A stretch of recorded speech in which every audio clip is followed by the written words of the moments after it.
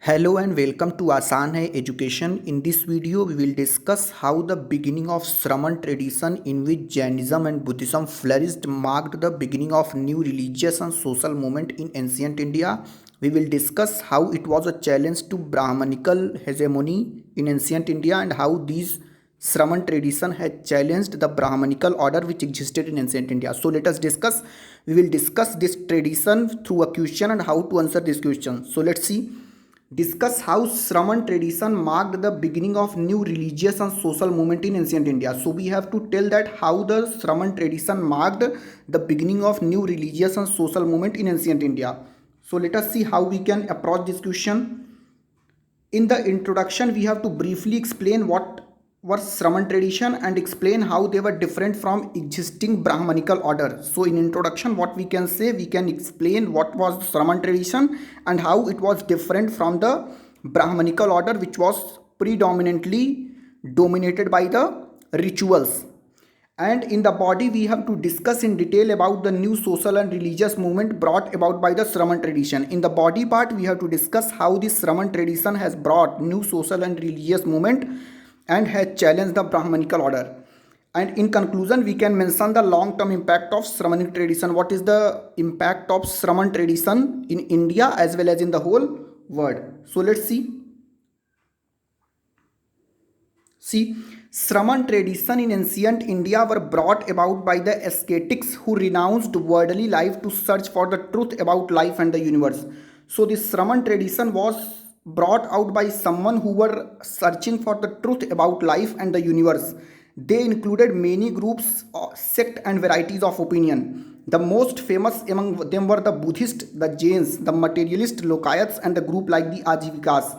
So these Shraman traditions were dominated by the people who were in search of truth and what is the main worth of life and the universe. And this Shraman tradition included many sect varieties and opinions, but the most famous were the Buddhist, which was founded by Mahavir, and Jains, and the materialist like Lokayat and the groups like Ajivikas. So all these sects were part of the Shraman tradition. Buddhism, Jainism, Lokayats and Ajivikas. These were flourishing in under Shraman tradition. So let us see. In the Brahmanical order, Brahmins were privileged as intermediaries between the deities and followers. For example, these are deities to whom we worship and these are the followers. So Brahmins acted as a intermediary in Brahmanical order and were considered the protector of the sacred learning found in the Vedas. So these Brahmins were considered the protector of sacred learning found in the Vedas. The Shraman tradition rejected the authorities of Brahmins and opposed the ritualistic orthodox ideas of Brahmins. In Brahmanical order, what was happened? These Brahmins were acting as a mediator between deities and its follower. But these Shraman traditions follower rejected the authority of Brahmins and opposed the ritualistic orthodox ideas of the Brahmins. Okay. So this was the introduction part. Now let us see what the religious movement was brought about by the Shraman tradition. You can say emergence of new religions took place. All the Shraman sect denied the supremacy of philosophies of Vedic text. Some of them like Buddha and Mahavira got enlightenment through meditation and after realizing truth propagated the right way of life to their follower. So in Brahmanical order what was happening? The Brahmins considered Vedas to be supreme. But these Shraman traditions considered meditation as a part of achieving good thing in life. For example, Buddha and Mahavira, they got enlightenment not through reading Vedas but through meditation, self meditation. And once they attained enlightenment, they propagated the right way of life to their follower. And this Shraman tradition has simplified the meaning of truth. Shraman traditions like Jainism and Buddhism have simplified the meaning of truth. In Vedic literature, the concept of truth was metaphysical and complex for common people to understand. In Brahmanical order, the concept of truth was metaphysical and complex because so many rituals were to be performed. Like truth, Satya in the Upanishad is equated to Brahman, which connotes the highest universal principle. According to Upanishad, the Brahman is the ultimate reality or Brahman is the ultimate truth because they acted as the intermediary between the deity and the follower.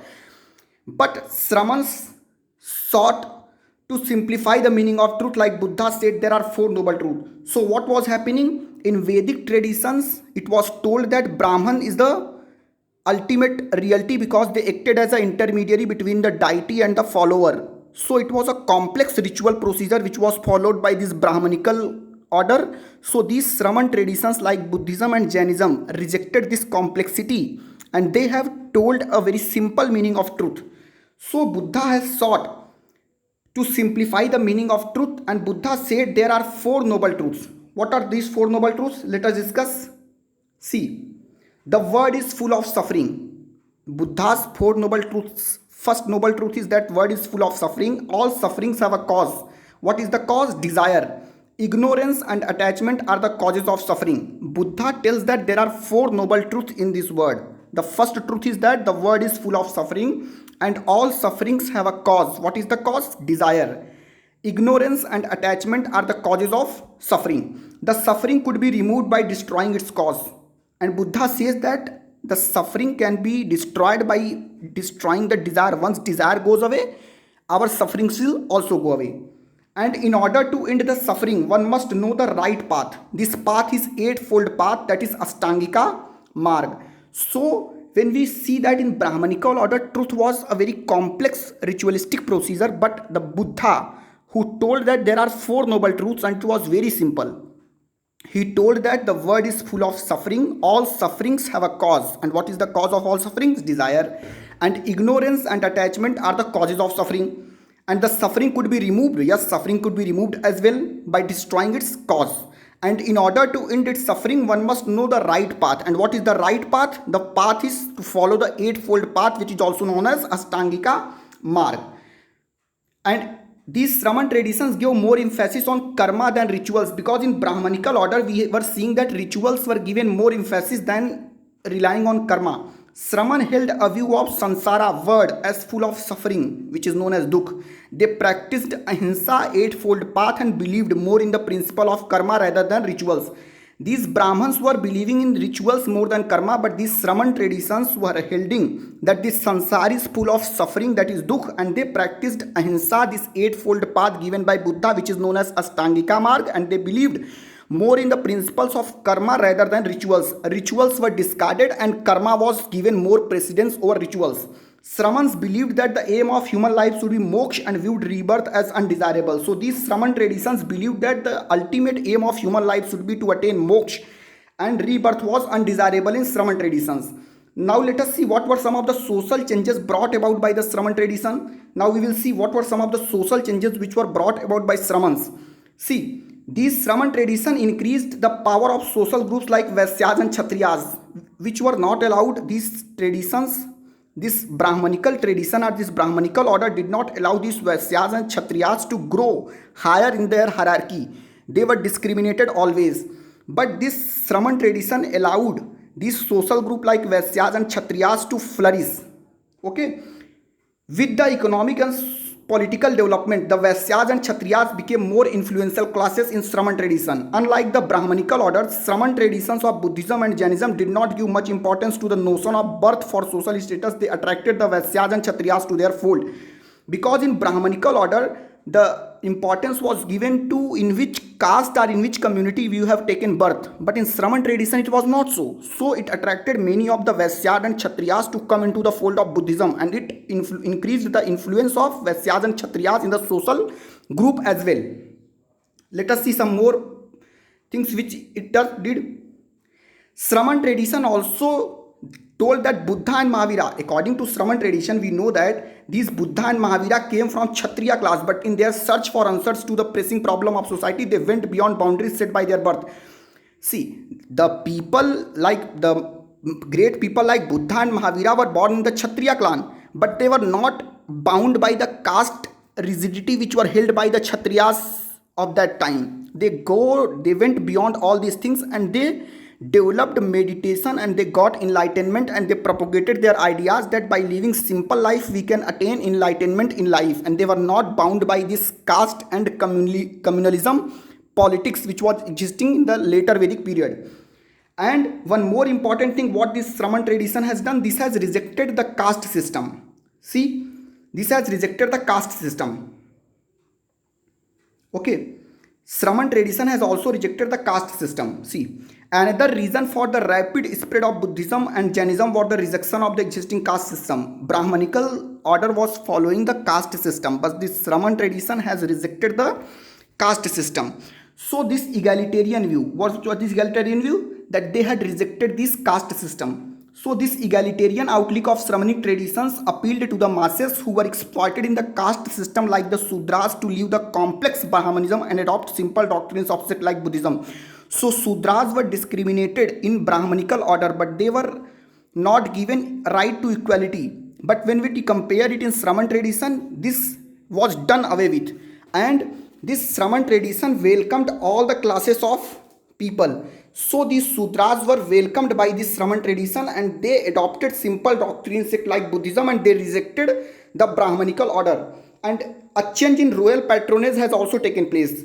The royal patronage by powerful kings like King of Mauryan dynasty to these non-Brahmanical orders enabled greater social acceptance. How? Because when we compare that after Kalinga war, Ashoka propagated Dhamma as the state policy of Magad on the basis of Buddhist teachings. So royal patronage was also provided to these Shraman traditions as after Kalinga war, Ashoka also propagated his Dhamma. Dhamma was a code of conduct that he will follow ahimsa and non-violence.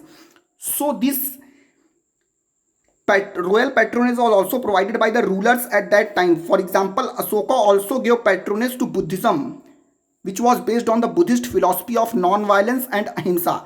So, royal patronage was also given to these Shraman traditions, whereas the complex rituals which were existing in the Brahmanical order were rejected by a large section of the lower people of the society. So, all these things were the social changes which were brought about by the Shraman tradition. One more thing was their promotion of social harmony. In Brahmanical tradition, wars were fought among different tribes for performing different yajnas. So different tribes were saying that we will perform yajnas in this way. So there were always fight.